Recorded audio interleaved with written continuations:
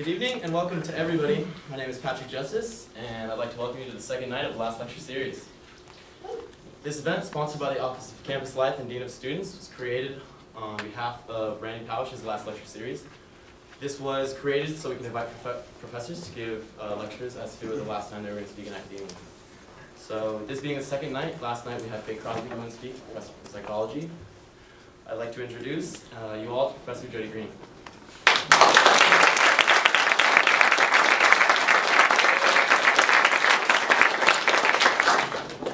We created this lecture in hopes that it would give students the opportunity to hear thought-provoking, reflective, and opportunistic questions between professors and the students.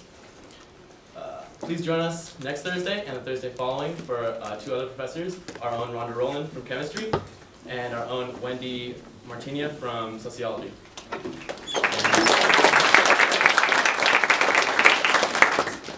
When Professor Greene's done tonight, we're going to have an opportunity for question and answering. We have about 15 minutes, and then there's some more snacks outside that you guys can get. Hope you enjoy it and have a great night. I'd like to introduce Shika Mahire, one of our Campus Life ambassadors who helped put on this event. And thank you all.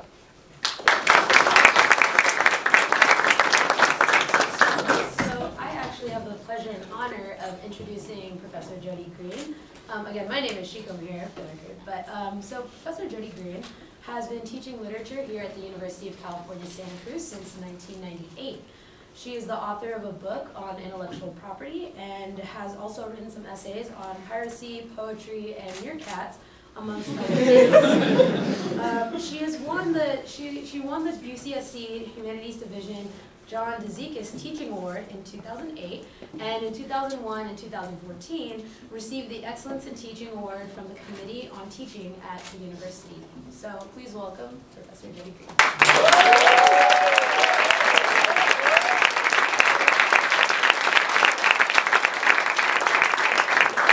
It's not entirely out of the realm of possibility that I have some of the people in this room to thank for the fact that I just won a teaching prize. So if that was you, thank you very much.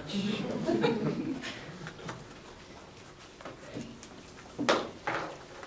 So the title of my talk tonight is Only Don't Know. And I want to begin just by expressing gratitude to my teachers, known and unknown. As some of you have already predicted, I would like to make a couple of introductory remarks or reservations, mild ones, about the genre of the last lecture. The first thing to say, just go meta right away. The first thing to say is what's hard about, this is so great I can actually see because the podium is so far away. What's hard about giving a last lecture when I am not, in fact, as far as I know, imminently dying, is that I have to live with what I say. It's not so much that I'm unwilling to take the risks that I might otherwise be willing to take if I were in immediate apprehension of the possibility of my own death. In a sense, I am always already that, and I am not known for being cowed by risk. It's that I will likely have to live into these words and to be witnessed living into them. And so I want to be careful in what I choose to say, in how I respond to this, frankly, rather odd request. In some ways, the condition of the university professor is that we're always, or almost always, giving our last words to our students. These students come and go. They move on in 2 or 4 or 6. It's UCSC after all, or 8 or 12 for my PhD students in the house, years. So there is, at least for me, often a sense of urgency when I get up to lecture or to teach. I may only meet you twice a week for 10 weeks. I want the meeting to be worthwhile to you. I want, and this is both my arrogance and my fuel for staying in this racket, to give my students something they may carry with them after the final exam is over, when the intricacies of the English Civil War or the Alexandrian verse form have long lost their daily utility, if they ever had any. So, in a way, as hard as I find this call to speak with the urgency of the proximately dying, I am always, in a certain sense, speaking in that way when I get up to teach, and so it's not as much of a reach for me as it might be if I were a different kind of teacher. And some of you will find that you've heard the things I have to say before, perhaps more than once. Rather than asking for forgiveness for repeating myself, I will say these things are hard and they are beautiful. They have captured my attention for many, many years. As Leonard Cohen puts it, and some of you know this, I prayed to have some response to the things that were so clearly beautiful to me, and they were a lot. The texts I read over and over, I have found to be beautiful and to bear repeating. They bear rereading, they merit my sustained attention, and they deserve a response, an appropriate response. And I see many, many friends in this room tonight, so I'm happy to see you guys. My other reservation is more troubling to me, and so I want to say it out loud so we can make it welcome in the room. And in a way, that's actually my whole talk, so you can go now and eat more cookies. This thing troubles me, so I want to say it out loud and make it welcome in the room. People I know, people I love, are at this moment living with a terminal illness. Some of them may be in this room. One of them in particular, my best friend since I was 19, is not far from here tonight preparing for a bone marrow transplant that may or may not give a happy ending to his second encounter with leukemia. It seems a little presumptuous to me to turn into a thought experiment what is, for my dearest friend, a presently lived experience. What do I want to say, to convey, to communicate if my time is short? What matters? What is real? I don't presume to know what I would say under those circumstances. I can pretty much guarantee you it would not be as much about literary studies and the benefits of a training in close reading poetry as my remarks tonight will be. These things are important. I hope to make the case that they are very important indeed, but they're not the most important thing. They're not the great matter. So with that acknowledged, I dedicate my remarks to OB, my BFF, and to the ease of all those who are experiencing sickness, fear, and grief tonight. 1, slow death, for which the epigraph is try again, fail better. While I am not living with myself with a mortal illness, my academic discipline by all accounts may be. Every time I turn around, it feels as though I'm being asked to justify the ways of literary studies or the fate of the humanities to, I'm not sure to whom exactly, but you all keep asking. The diagnosis is terminal and the prognosis grim. The humanities is or is said to be, from blogs to newspapers to Senate meetings to hiring calls fighting for its, their, our collective life. My department faculty is somewhere between 2/3 and 3/4 of the size it was when I arrived. We may not be quite gone yet, but we seem to be undergoing what the literary critic Lauren Berlant calls a slow death. Now, I'm at something of a disadvantage when it comes to crafting an appropriate response to this down-tempo mass extinction. In my field, literary studies, we don't deal in metrics, and we're suspicious of both arguments and proof. When we try to settle a question once and for all, to shut it down, we generally fail, and we don't necessarily see this as a bad thing. We hew toward questioning, speculation, reading, and narrative. So I can't really make a case for you for my discipline's survival, at least not one I can show you in a spreadsheet. Hello. Always.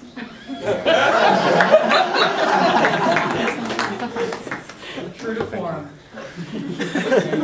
This is okay, though, because these are complex questions, and complexity is the air we breathe and the material we weave and the devil we know in literary studies. If questions about the value of the humanities were susceptible to metrics or proof, we would have settled them a long time ago, or, and you can sing along, as the philosopher I work on, with, through, and for, Jacques Derrida tersely put it, if things were simple, word would have gotten around. I can't or won't bullet point what I have to say for you because very little of what I've found to be genuinely useful to me in my intellectual life or in my life more generally can be expressed in a series of bullet points. And hey, I'm interested in language. And doesn't it worry you at all that learning is now associated so closely with bullets? That some of my colleagues at other institutions are required, yes, required to bullet point and PowerPoint their teachings on literature? It worries me a lot. What I'll offer tonight instead is a poem and a meditation on that poem with an occasional dash of testimonial or confession to keep it interesting. I'll talk about some dead white men and some vibrantly alive women of color, and no, I didn't exactly choose them for those reasons. Their deadness and aliveness, it just worked out that way, and what their insights teach me about the world. I'll share with you some of the words and ways of thinking that have guided my living in and out of the classroom for the better part of 30 years.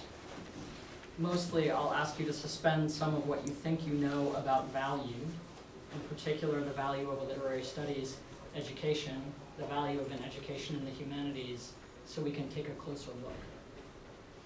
So that's all we're going to be doing here, looking closely. Some call it reading. Because looking closely in literary studies, looking closely at the very things we've looked at a million times before, or looked at without looking at them, is what we're all about. And so, predictably, to a poem.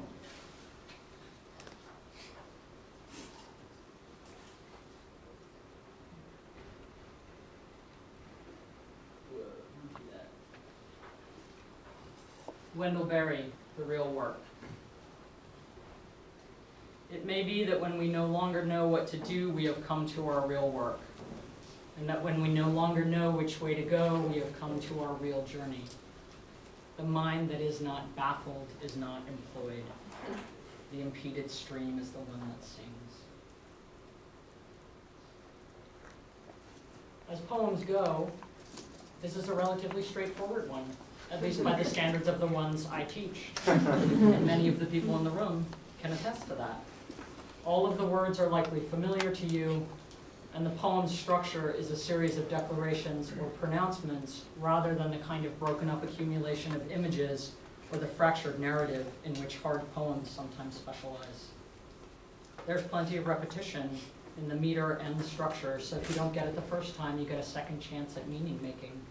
When we no longer know what to do is almost exactly repeated in when we no longer know which way to go. We have come to our real work is mimicked in we have come to our real journey. These seem almost the same, right? Close enough. Close but not identical. The very fact of the repetition with the difference signals to us that the process or experience described here remains open-ended, that we have not come to the end of our work even when we find the real work. We have to do that work, and then we have to pause and start it again. This process, let's call it the process of getting real, may not be a once-in-a-lifetime event. In fact, it almost certainly won't be. It might instead be an ongoing state, or better yet, a practice of living. The third proposition is stronger, even a little shocking after the nicely balanced lines that preceded it. It takes the form of a double negative and introduces an unusual, arresting new word. Baffled? Really? This is the word around which the whole poem turns, the hinge that makes it more than a series of platitudes. Couldn't I just be mildly confused?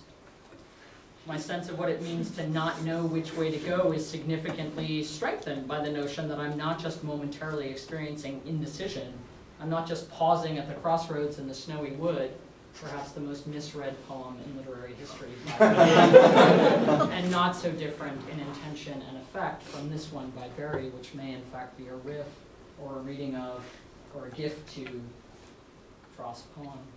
No, I'm completely stopped without the knowledge, skills, or experience to move an inch from the spot where I find myself. Notwithstanding its bafflement, however, my mind is supposed to be busy.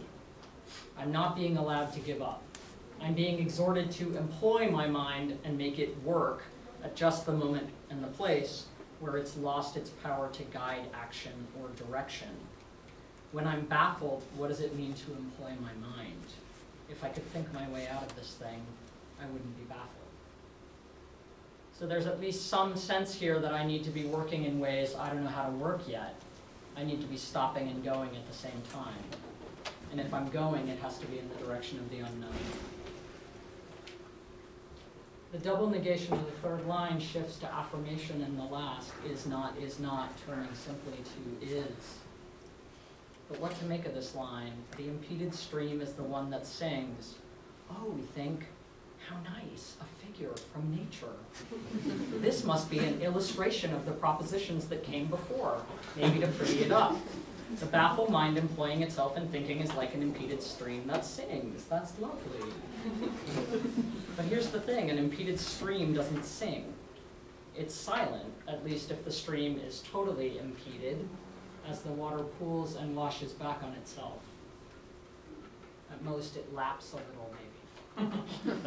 So what kind of inaudible or barely audible song is this that the stream is singing?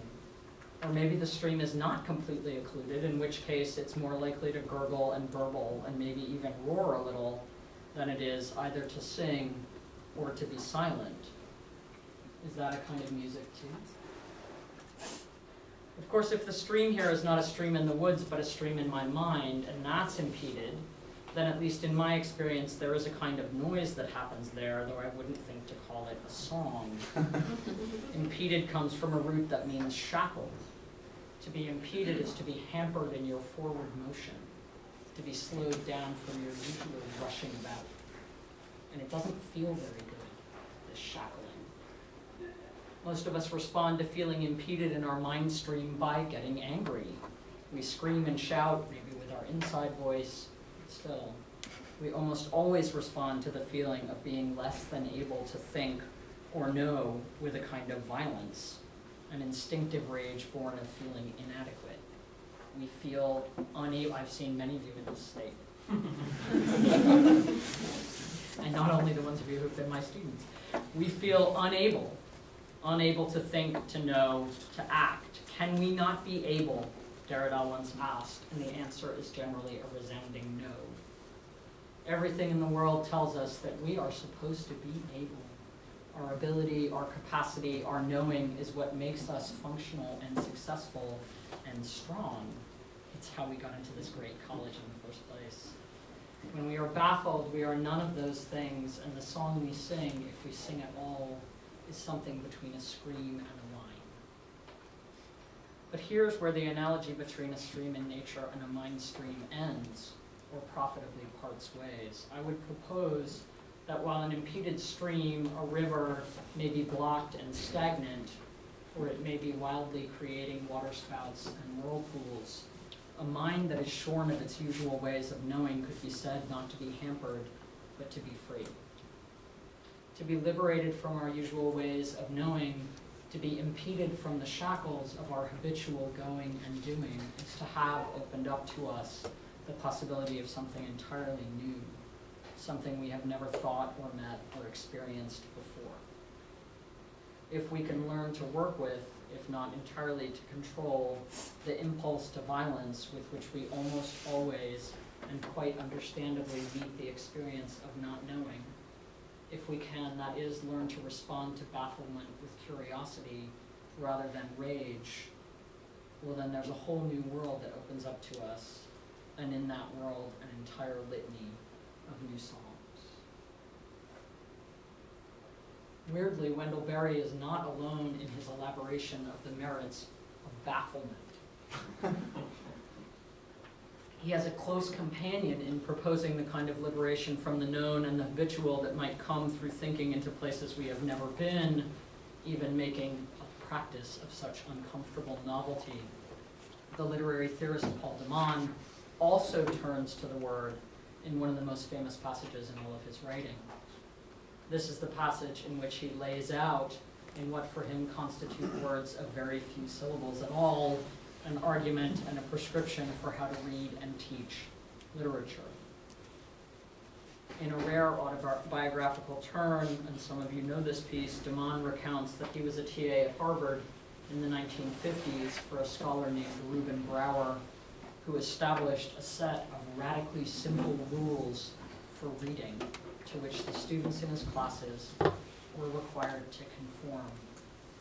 Here, remembered for us by Deman, are these rules.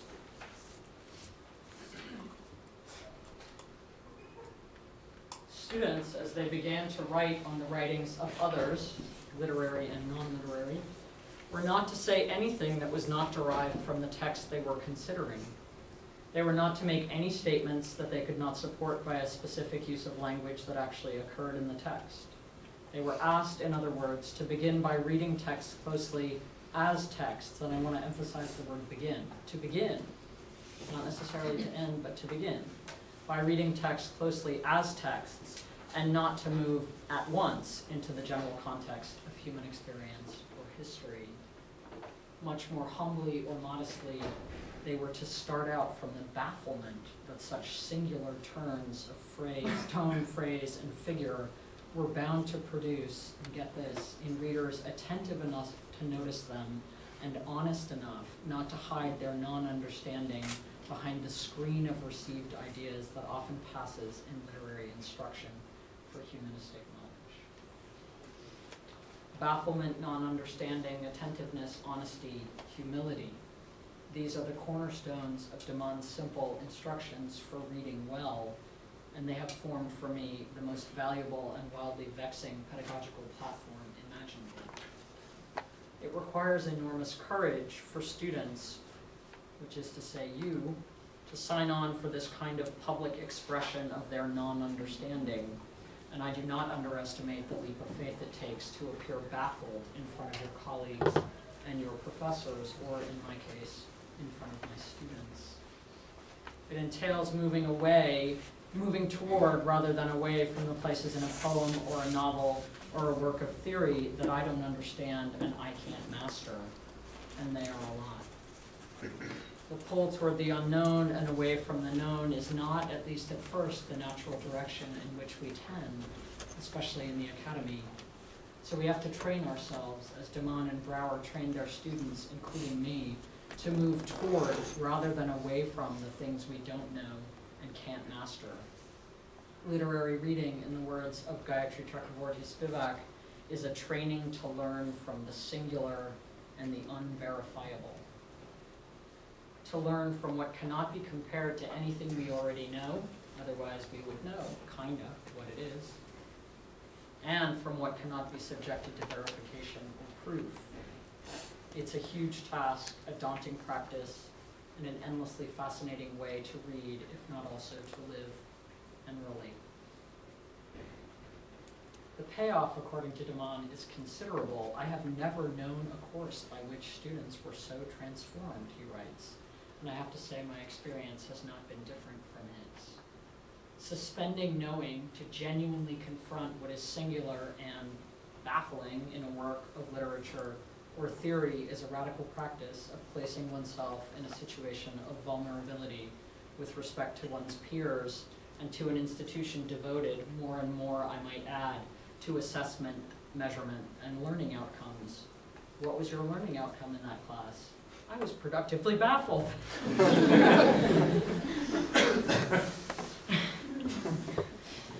was productively baffled. And yet, in my experience, as de Man says, this kind of classroom activity is fundamentally transformative for all parties. They would never be the same, says de Man of Brouwer's students, at least the ones who were willing to engage in this modest and humbling experiment of devoting their attention to the words on the page in front of them, and not to anything that qualified as a received idea, including received ideas about themselves and their own experience. This is reading, learning, and training ourselves to respond, in Spivak's wonderful phrase, without guarantees. But oh, we love guarantees. Now, I have devoted a considerable amount of attention to what may seem a somewhat limited skill here, the skill of reading literature, and especially of reading poems. But I imagine that it will already be clear that I think this skill set is transportable to pretty much anything. When we take this skill or practice out into the world and walk around with it, train with it, we begin to develop an open-ended attitude in which we seek to suspend our preconceptions, our habitual thought and behavior patterns, and our well-grooved reactions to and judgments of the world. We begin to meet the text, the experience, or the being in front of us with careful attention and fresh awareness. We allow ourselves not to know what to do or to think ahead of time, and even at the moment when we arrive in any situation we meet. We could call it not shutting down, not seeking to close things off. We could call it inquiry, or curiosity, or presence. Derrida calls it an interminable questioning. That is, an effective or transforming questioning. And I really like this juxtaposition. It's interminable, but it's also effective. So how can something be interminable and transformative at the same time? Okay, how can it have effects, but also go on forever? It means it has to keep on having effects. If it stops having effects, then you have to go back and figure out where you got off the path. So I want to say in passing, before leaving the question of literary studies, and I will, that this way of relating to the world, which can be, but doesn't have to be learned in a literary studies classroom, might have some features that make it particularly well suited to push back against some of the widely acknowledged difficulties of the current moment. I'll name just three, but I can think of more. These three are speed, the fracturing of attention, and the replacement of responsiveness by reactivity. Close reading is a slow process. It cannot be undertaken rapidly. It provides a kind of antidote to the ways in which we are always already hurtling nowadays. I can't believe I used the word nowadays. Nowadays, we're always hurtling, trying to simply keep up with the deluge of information and communication, much of which is neither. This is not an argument for Ludditism. It's a simple recognition that nearly all of us are relentlessly in motion mentally and physically, and the vast majority of our motion is speeded up to a degree unprecedented in human history. You just can't read a poem quickly. Or you can, but you won't even begin to do it justice. It's very hard to consume a poem. There are bits and pieces of it that refuse to be digested or fully metabolized. And this practice of close reading trains us to linger with the undigestible and take refuge in it, because that's where the good stuff. In addition to slowing us down, close reading can teach us an almost entirely lost skill, gathering our attention and devoting it to one thing for a little while or a long one. Rather than having 5 screens open on our computers and a phone beside us and iTunes or Spotify or NPR spinning in the background, we actually have to sit down with the poem and a pencil and somehow wrestle our attention all together in one place and train it on what's in front of us. And this is the totality of my autobiographical aside. Like, this is actually what happened when I was writing this paper. So the computer's there, the chair is going like, you know, like messages coming in constantly from everywhere. The phone is going ping, ping, ping, ping, ping. Music's playing, right? And then I'm like, oh, right, I have to do the poem. And I watch myself pick up the poem, pick up a pencil, walk into a different room, sit down on the couch.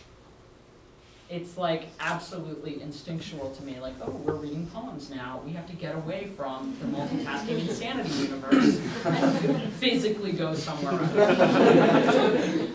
Not only that, but for what it's worth, for those of you who actually read poetry, the first thing that happened was I sat down and I thought, there's nothing to say about this poem. Nothing. Not one thing. Right? Nothing. This is the least interesting poem in the history of literature. And then you sit with it. And then it becomes really interesting. You know, and you think, okay, I'm not allowed to go outside of what's on the page. I mean, this is not something that I'm prescribing for you that I'm not prescribing for me. This is what happens when I sit down with Wendell Berry's poem and I think, wow, now I'm not just reading it for, you know, inspiration. I have to stand up and say something about this poem. And it's resistant. I'm resistant. It's resistant. Right? You know the term, I believe. And then we sit down together and it's like, oh, I notice, this is for here. Like, I notice there's a negative here and a positive here. I notice that there's 4 propositions. I notice that there's repetition. I notice that there's a funny word in the middle of the poem. Right? I notice that there's a metaphor that actually doesn't work. Right? So I don't take my vast knowledge and spectacular training and apply it to this poem. I just look at the words. Right? That's all I do. And I know all of them without having looked them up. That won't always be the case. So, we actually have to sit down with a poem and a pencil and somehow wrestle our attention all together in one place and train it on what's in front of us. As painful as this activity can feel at first, it can prove to be a meditation and a kind of a liberation. We actually have the benefit of feeling the totality of our mind stream channeled in one direction. And that is a remarkably, pitiably rare occurrence and a seriously important skill to cultivate if you want to, I don't know, relate to a partner or a friend, or build a deck, or raise a child in a minimally sane fashion. Finally, close reading does not take place in the domain of judgment, the inevitable toward the world exemplified in the Facebook newsfeed. The point of close reading is not to like or not to like, to exalt or condemn. It's to question, to encounter, to learn, and to respond, rather than having a problem with every experience we encounter. We cultivate curiosity, this interminable questioning that at the very least serves to keep the world interesting. Then, as Leonard Cohen says, we try to have a response. I tried to have a response to the things of the world which were so beautiful to me, and they were alive. I think that's the line. So we try to have a response. The response can take many forms, from the enjoyment of pleasure to the writing of criticism to the creation of new beautiful things. But something about it remains open to the possibility of not exhausting or destroying the objects of our reading and contemplation, even when we energetically disagree with them.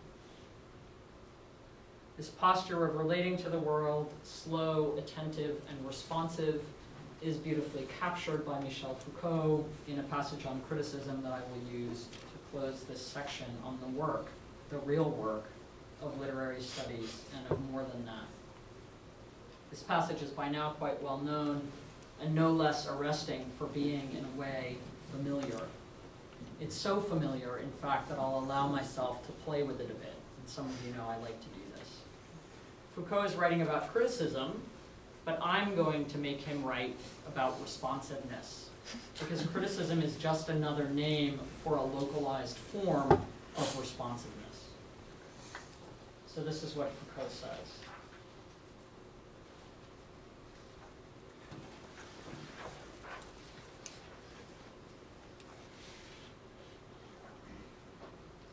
I can't help but dream about a kind of response that would try not to judge, but to bring an oeuvre, a book, a sentence, an idea to life. I can almost do this one by heart. It would light fires, watch the grass grow, listen to the wind, and catch the sea foam in the breeze and scatter it. It would multiply not judgments, but signs of existence. It would summon them and drag them from their sleep. Perhaps it would invent them sometimes. All the better. All the better. A response that hands down sentences sends me to sleep. I'd like a responsiveness of scintillating leaps of the imagination. It would not be sovereign or dressed in red. It would bear the lightning of possible storms. I would venture that there's nothing and no one we can't respond to or relate to in this way. I would venture that the world would be a very different place if we tried this out as an experiment. The experiment of a responsiveness that would summon signs of existence and drag them from their sleep, drag us from our sleep and keep us real. 3, only don't know, or let's get real.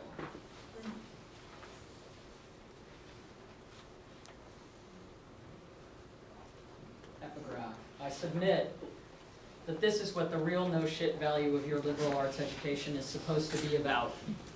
How to keep from going through your comfortable, prosperous, respectable adult life, dead, unconscious, a slave to your head, and to your natural default setting of being uniquely, completely, imperially alone, day in and day out. The title of this talk is taken from a Zen aphorism in the imperative form, only don't know. These are words to live by, and they are also, I submit to you, words to connect by. These words will help you, in the words of Wallace, be less imperially alone in what's to come. I've already said that this posture of not knowing is interminable, that it's difficult and complex and baffling, and so you might have come to the conclusion that it's a fundamentally unpleasant and negative way to live, a lonely and isolated journey full of exhaustion and discomfort. And so I want to offer you some words in conclusion to suggest that this is not, in my experience, the case, even though sometimes also it is. Recently I stumbled on a piece of writing on Facebook that took me up short. A brilliant exposition of and disquisition on and testament to the possibilities of approaching intellectual life, which is to say life, in the spirit of openness, attentiveness, and not knowing that I've been gesturing toward. The piece was written by a young woman, a high school senior in New York, who also happens to be a person I knew well when she was a little girl, living in this town, the child of friends of mine. Her parents are literary scholars, brilliant, passionate, rigorous, and deeply political, but with the kind of political rigor that refuses to make things simple when they aren't. They are also deeply committed to community, these friends of mine, to a community of scholars and thinkers and dinner table companions of which I was sometimes a part.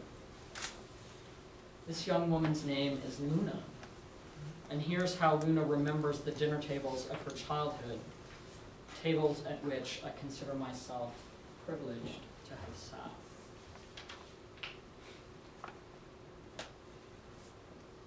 It was at these tables, it was at these gatherings that I first heard of capitalism and feminism, where I got my first taste of the depth of history, of the depth of history that came before me. I was too young to truly understand what they were fighting or making, and this is so beautiful, right? Fighting or making. The true weight of the words that pulled mysteriously down at their shoulders, though emerged good-naturedly from their lips, may always be so. Thought bounced back and forth across the table, intimacy settled into our bones. Here, it seemed, our burdens were a little lighter.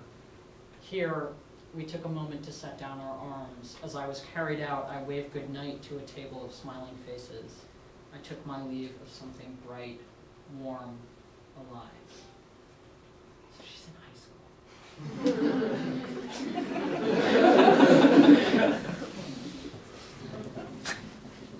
I'm not done with her. In many senses. It's easy to conclude that the not knowing posture, the radical openness, and interminable questioning I've described and even endorsed are not conducive to political action or ethical choice or justice. Luna suggests otherwise. It is possible to see here how thinking, even thinking about hard things, burdensome worldly things, can attain the same openness, responsiveness, and inquiry which, I've been arguing, is characteristic of the kind of literary reading I teach and try to practice. More importantly still, these lines suggest that this way of approaching the world, and even our troubles, can be bright, warm, and alive.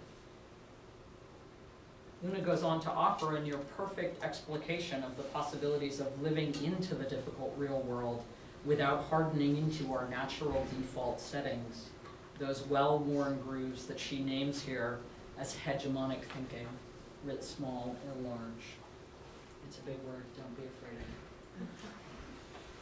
These people shared, we share, so notice now she's in the community. These people shared, we share, the burden of hegemonies that incompletely describe our worlds, but also love, laughter, and the labor of creating a better one.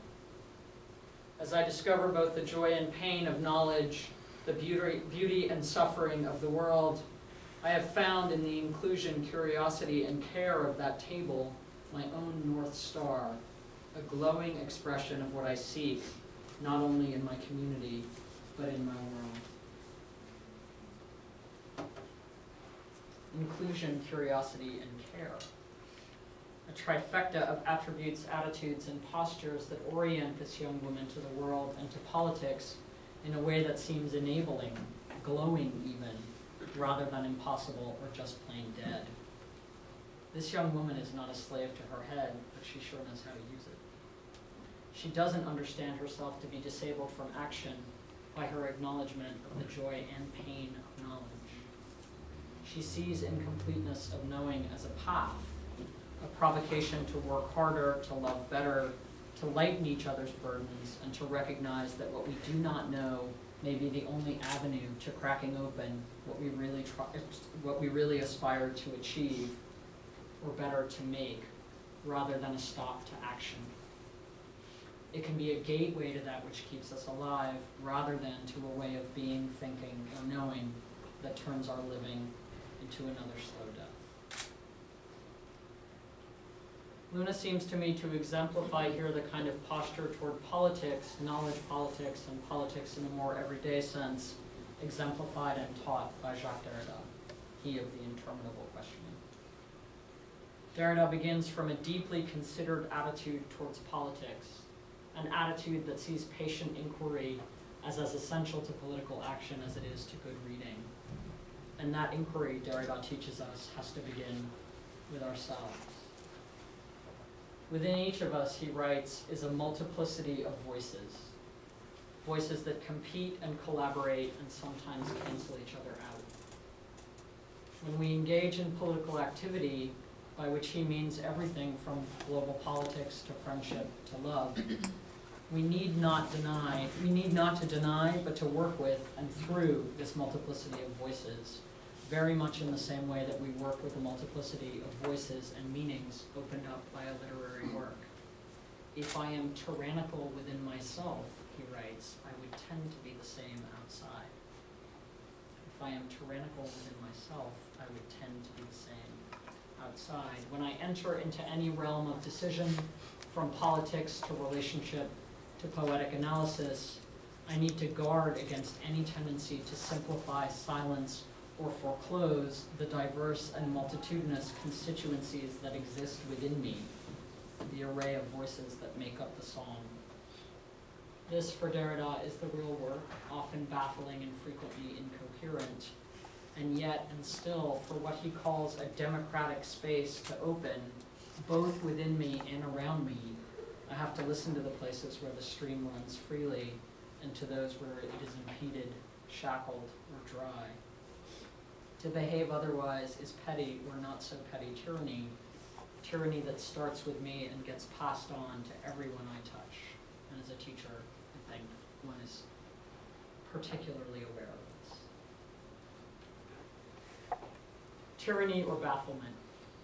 I'm not loving my options.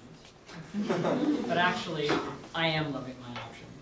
I choose the freedom of bafflement over the shackles of my own internal tyranny. I didn't even have to work that hard for that one. Maybe that neither of them leads to a happy life, but it's pretty much guaranteed that one of them won't.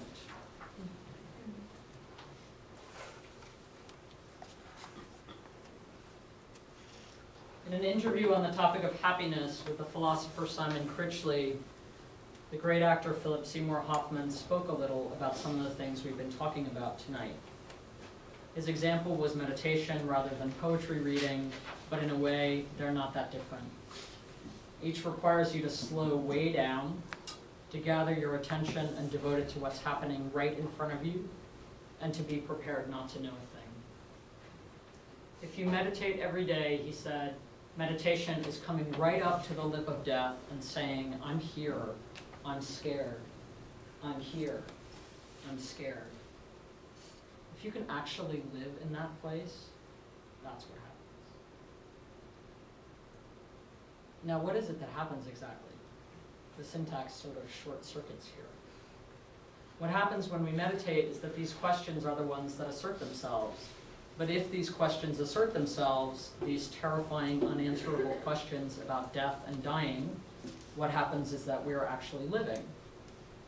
We recognize and locate ourselves in space and time. I'm here, I'm here. We acknowledge that we're scared, that we don't know what's going to happen next. Now, this might not sound like the lip of death, and most of the time it won't even feel that way, I promise. But acknowledging that we don't know what's going to happen next is, at the end of the day, acknowledging the possibility that this might really be our last moment. These might really be my last words. What would it mean to live in that place all the time? Now, I imagine most of you know that not long after he wrote the words I read a bit ago, David Foster Wallace hanged himself at 45. More recently, Hoffman, who lived for long periods by these principles of attention and awareness, as is evident from the luminosity of his work, died with a needle in his arm at 46. They are my exact peers and my venerable teachers, which is to say I didn't just get interested in them when they died. I had been interested in them and learning from them for a long time. So by what right and by what madness do I recommend to you the creeds by which these and my other teachers lived and died? How dangerous is this not knowing thing, anyway? I can't answer that for you, except to say that in my experience, the alternatives are not all that promising. I don't presume to know why their kind of baffled and my kind of baffled have led off in different directions, at least for now. I don't know why they got overwhelmed by anguish and fear enough to cease living. I don't know why they lost hope, and I haven't, at least so far. Maybe I just have better friends. My job is not to find the answers to these questions for them or for you, but to keep asking them for myself. I begin by rephrasing my bafflement at their choices in the interrogative form, the form of a question. Why the hell didn't you make it? How can I avoid that outcome? I might, in fact, put my question this way, following Derrida once again. Can one learn by method or training, by experience or experiment, to accept, or better yet, to affirm life? To stand at the lip of death and accept life, to stand here in front of you and affirm it. Can one learn that? Is it something we can train for? Is it something we should train for? Is this training for it? I don't know. But I know that I'm willing to devote my days to finding out in bafflement and in wonder, in love, as well as in grief, through reading poems, through risk and joy, through dinner party conversations that bear the lightning of possible storms, through interminable questioning. I know that I don't know, and I know that I want to find out, that in the end I want to learn that song, the song of the impeded stream. But what the heck does that line mean anyway?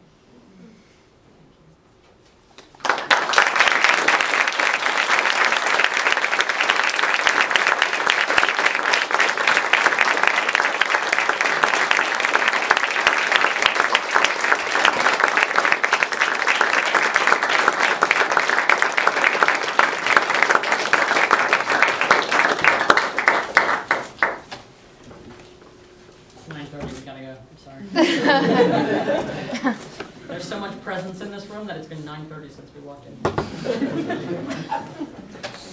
So we would like to facilitate the question and answer portion. Who what? So, Patrick can do that. Oh, I'll facilitate. I know all these You're people. good? Okay. Well, like please. 5 exceptions. I know everyone in this room. Thank you very much. So I'll handle it. I'll handle you. Thank you.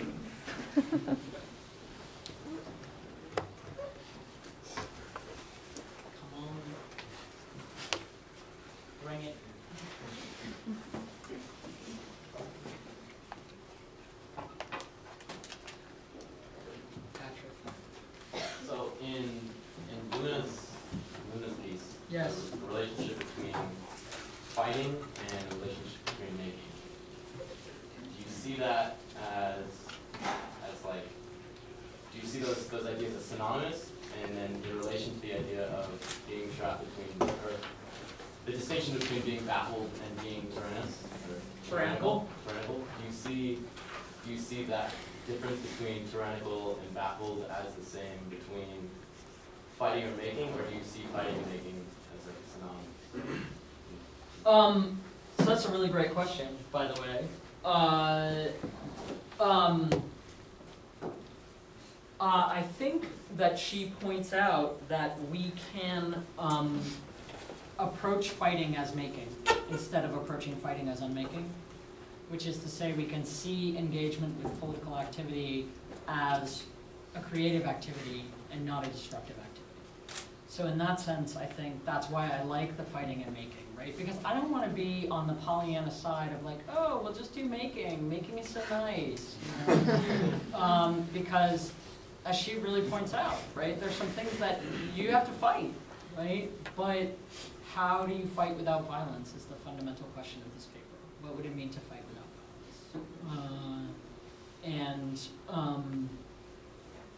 I think, you know, on the topic of bafflement, that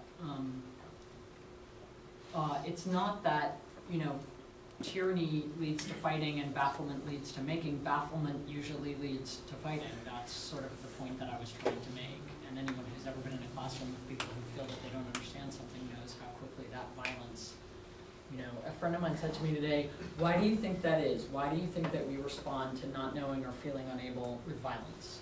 Other options might include stillness, curiosity, flight. Not that that's never happened in my classroom, but instead there's this kind of what feels very primordial and instinctive violence that comes out. Like, I will kill the thing that I don't understand so that I don't have to experience the inadequacy of not understanding it. Right? And so this is where this notion of training comes in, because we are actually doing the crazy work of trying to override something that is written in. And in fact, this same person said to me, why do you say that it's understandable? Like, why should we say that that's understandable to feel violent towards what we don't know? And, you know, it is a form of peril to acknowledge that we don't have mastery. That is a perilous way to live in the world. So I have compassion for the violence, and I also seek to train to at least explore my other options. I don't understand. Oh, maybe I'll ask a question instead of having a problem. Right? Yes. It's funny because I read that phrase a little differently. That I was too young to truly understand what they were fighting or making.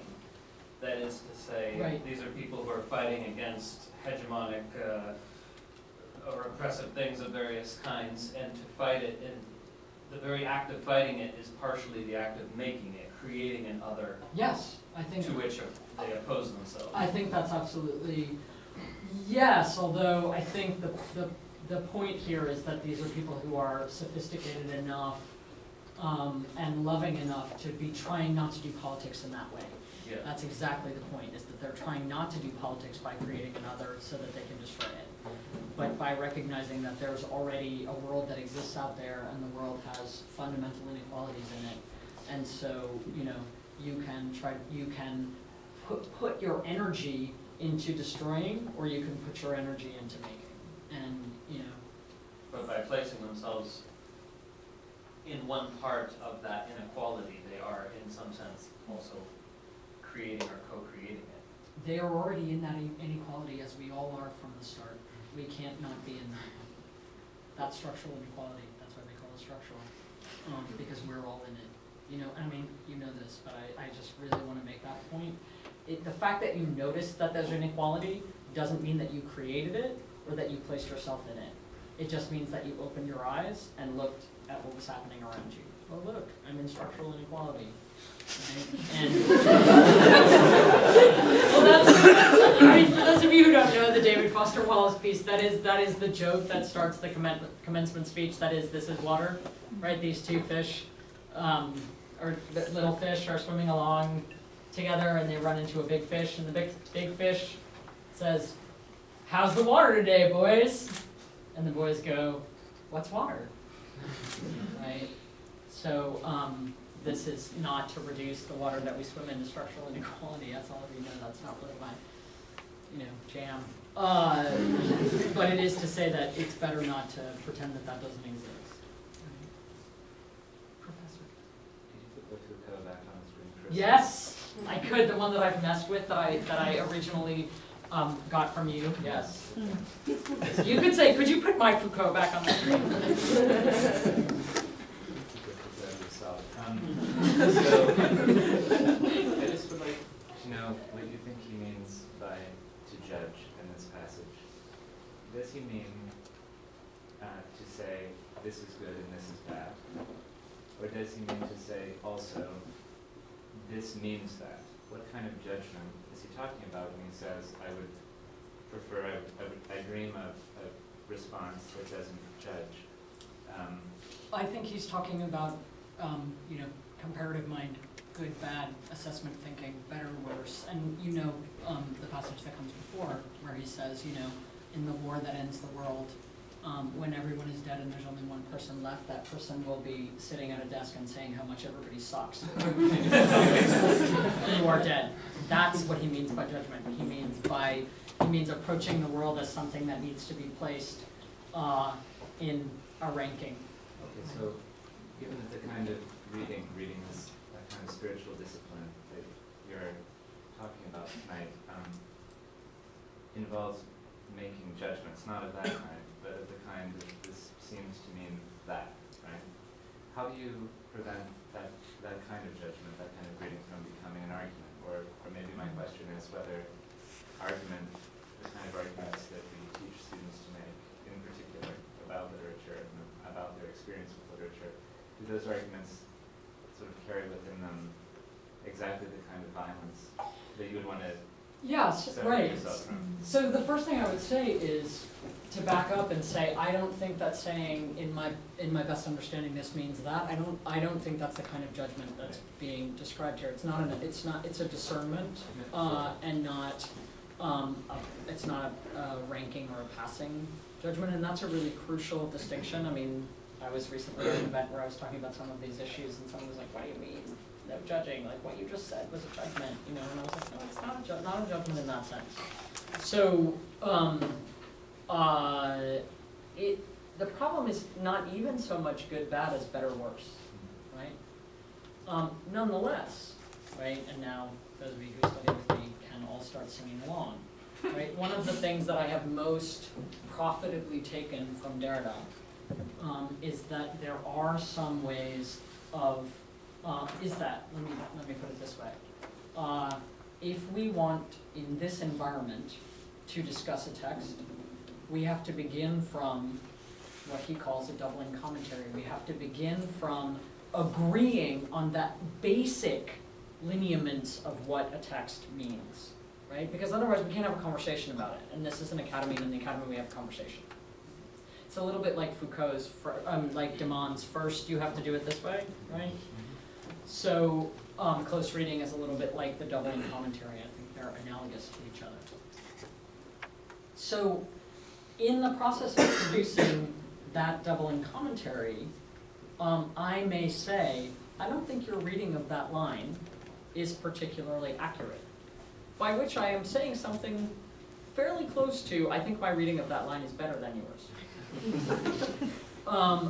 However, what we're trying to do in this fantasy of how academic life works is come up with what he calls a minimal consensus achieved without violence on what a particular text means. So if you and I want to have a debate about what the Foucault text means, you just exemplified exactly this process, right? We're not judging, we're saying, what do you think he means by judge, right? Because we can't have a conversation about, as I learned a couple of weeks ago, we can't have a conversation about this notion if we don't agree on what judgment means, right? And what we will have instead, as you know perfectly well, is a war, right? We will start yelling at each other, but our yelling will be the most fruitless, futile yelling in the world, because we'll actually be talking about two completely different texts. You'll be talking about a text that's about meaning making, and I'll be talking about a text that's about assessment, and we'll go right past each other, right? This confrontation, Derrida says, will not have taken place. So I think the kind of judgment that's being talked about here, particularly based on the fact that I know the context, because I've read the paragraph before, is more like assessment. You know, it's more like those guys were really bad. Everyone else in the whole history of the world who's now dead except me, right? But I'm going to spend my energy disliking them. Thumbs down to the dead people. feedback. Thank you. That's a really marvelous question. Yes. To try to link something in and ask Can a you question. remind me of your name? Taylor. Taylor. In the way that, like, the kind of, I can't remember the term that is used in the poem, but the kind of stagnated stream is the Impeded. Impeded stream might be the actual break that allows for freedom. Mm-hmm. And then, I don't know, just kind of the way that some of the binaries are just kind of being played with in this, I was thinking that maybe, and I'd like your thoughts obviously, is it possible that maybe death could be in some way the kind of the biggest affirmation of life in this way, that especially when we try to reconcile people like Wallace and Hoffman that try to live, or at least what Hoffman's saying about living in this point of fear, and but also being present and finding that space, and then also with Derrida's saying about you know, affirming life, how we can do that. It would seem that maybe on some level that death is kind of this bizarre affirmation that doesn't necessarily close the narrative, because there's still so many meanings that are left to be pulled apart and so many ways to read it. I don't know. Yeah, me neither. So there's a lot to say about that. And I think to suspend our judgment even of death and suicide in particular is a really important and radical and transformative act, right? We are not in a place where we can assess whether their taking of their lives was a bad choice. They clearly suffered a lot, right? If you read what they wrote and what they said about their lives, their suffering was extreme. And if they, at a certain point, decided this is in fact more suffering than I can handle, or I've been on the planet long enough, I mean, I hate to say this, but like 45, 46 is like the, demographically, it's like the suicide spike, right? And it's as though you've been on the planet long enough suffering without seeing you've tried everything, right? And you haven't seen a discernible improvement in your situation. There's a way in which it's a totally merciful act to say, you know what, I'm going to actually not continue to be anguished and to suffer in this way. And that's not an affirmation of life necessarily, but it's an affirmation of the right not to suffer the anguish that you've been suffering for a good long time. So in that sense, I would get way behind not setting up a hierarchy of life and death. At the same time, if you are given to experience some part of your living in which you don't suffer in that way, it is also, it is a really radical act to affirm life, especially when you've witnessed enough of it that you know that it's not actually necessarily easy to affirm it, right? It's something of a challenge and a practice to affirm it, and it's certainly a challenge and a practice to accept it, to accept the one you have and not the one that, everything around you is designed to tell you that it would be good to have. Like, well, I don't have that one, I have this one, right? To first accept that one and then to affirm it is really a remarkable thing. And to say that is not to go against saying